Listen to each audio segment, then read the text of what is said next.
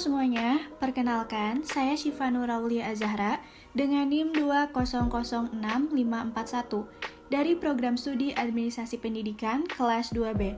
Tujuan saya membuat video ini untuk memenuhi salah satu tugas mata kuliah Pendidikan Pancasila yang diampu oleh Bapak Dr. Ridwan Effendi MED dan Bapak Abdul Aziz SPD MPD.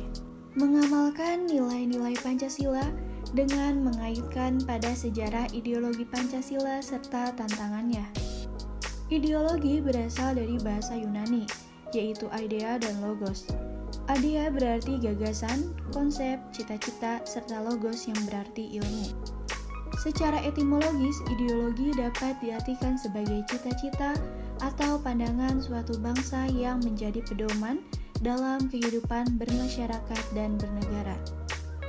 Pancasila sebagai ideologi negara adalah Pancasila sebagai dasar sistem penyelenggaraan negara bagi seluruh warga negara Indonesia yang berdasar kepada cita-cita luhur bangsa. Pancasila sejatinya merupakan ideologi terbuka.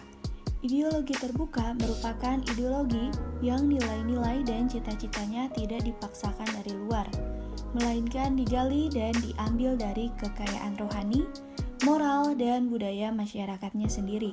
Ketahanan ideologi Pancasila kembali diuji ketika dunia masuk pada era globalisasi, di mana banyaknya ideologi alternatif merasuki ke dalam segenap sendi-sendi bangsa melalui media informasi yang dapat dijangkau oleh seluruh anak bangsa, terutama pada generasi muda. Dalam hal ini, generasi muda sangat berpengaruh terhadap Pancasila. Generasi muda harus bisa mengoperasionalkan Pancasila dalam berpikir, berucap, dan bertindak. Pancasila harusnya tidak hanya dipahami sebatas hafalan dari 5 sila.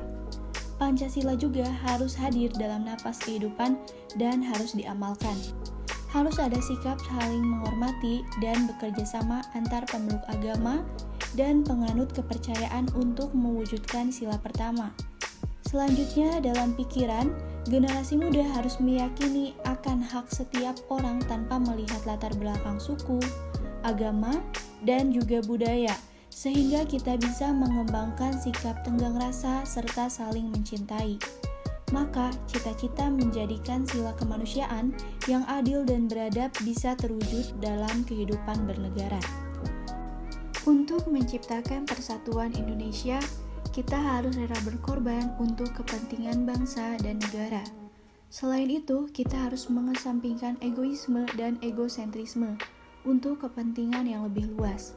Setiap persoalan yang dihadapi sudah semestinya diselesaikan dengan musyawarah untuk mencapai kata mufakat. Tentu dalam musyawarah tetap ada pihak yang kepentingannya tidak bisa diakomodir. Maka disinilah ditekankan untuk tetap bisa menerima dan melaksanakan hasil musyawarah.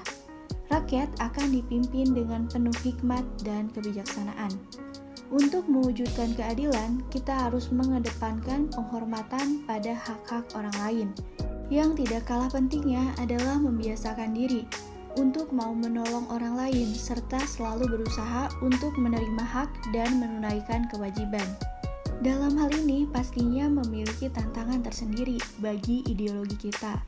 Adapun tantangan yang dihadapi saat ini yaitu yang pertama, tantangan dari banyaknya ideologi alternatif melalui media informasi yang mudah dijangkau oleh seluruh anak bangsa, seperti radikalisme, ekstremisme, konsumerisme.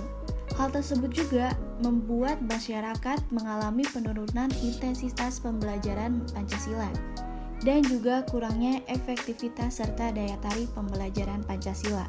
Kemudian, tantangan selanjutnya adalah eksklusivisme sosial yang terkait derasnya arus globalisasi yang mengarah kepada penguatannya, kecenderungan politisasi identitas, gejala polarisasi, dan fragmentasi sosial yang berbasis SARA. Pancasila di masa mendatang akan mempertahankan otoritas negara dan penegakan hukum serta menjadi pelindung hak-hak dasar warga negara sebagai manusia. Semoga Pancasila bagi generasi muda tidak menjadi semakin asing, juga terasingkan bagi kehidupan bermasyarakat, berbangsa, dan bernegara. Sekian dari saya, mohon maaf atas segala kekurangannya. Sampai jumpa!